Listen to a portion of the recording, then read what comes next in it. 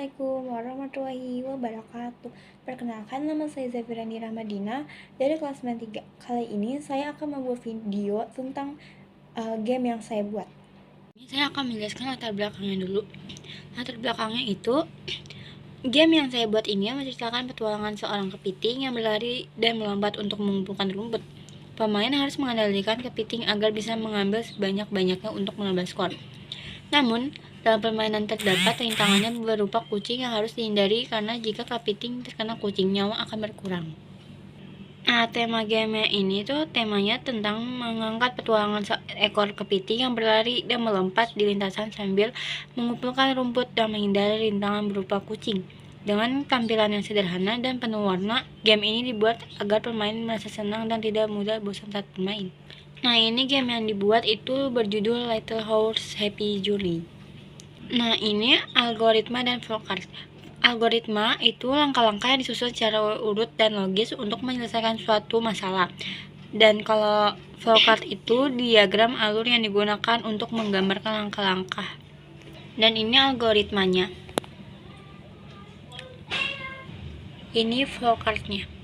Ini adalah game yang saya buat. Terus di sini ada codingnya juga, dan saya juga ingin menjelaskan coding satu-satu per codingnya. Nah, yang pertama itu ada bendera hijau. Bendera hijau itu artinya program atau game akan dimulai saat bendera hijau ditekan. Yang kedua ada go to X. Nah, go to X-nya itu ada min 150 dan Y-nya itu min 123. Sprite atau karakter akan langsung pindah ke posisi koordinat. Ini biasanya posisi awal karakter saat game dimulai. Yang ketiga ada skor. Nah, variabel skor itu diatur menjadi 0 atau setiap kali game dimulai akan direset ke 0. Dan ini ada coding. Yang pertama itu when space key pressed, itu artinya saat tombol spasi ditekan, perintah ini akan berjalan.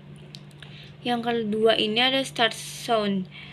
Nah, ini yang ini saat tombol spasi ditekan akan keluar bersuara chirp, biasanya suara lompat. Yang ketiga ada repeat. Repeat ini 10 dan change YB-nya itu 10, berarti diulang 10 kali. Setiap kali posisi Y bertambah 10, artinya karakter bergerak naik melompat-lompat. Karena 10 kali 10 100, berarti total naik 100 langkah ke atas. Yang keempat ada repeat. Repeat 10, change Y min 10 diulang 10 kali. Setiap kali Y berkurang 10, artinya karakter turun kembali ke bawah, membuat efek seperti meloncat lalu jatuh lagi. Yang kelima ada change score bis 1, itu setelah lompat selesai skor bertambah 1.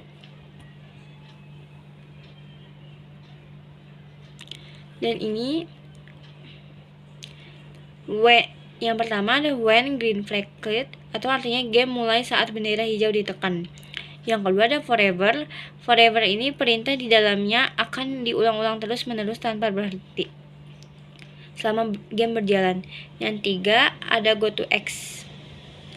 Go to X-nya itu 208, Y-nya itu min 150. Split langsung muncul di sebelah kanan layar posisi awal rintangan. Yang keempat ada glide. Itu 1,5 ses 2x min 202 dan Y-nya 153, min 153. Split akan meluncur selama 1,5 detik ke sebelah kiri layar, artinya objek bergerak dan kanan ke kiri.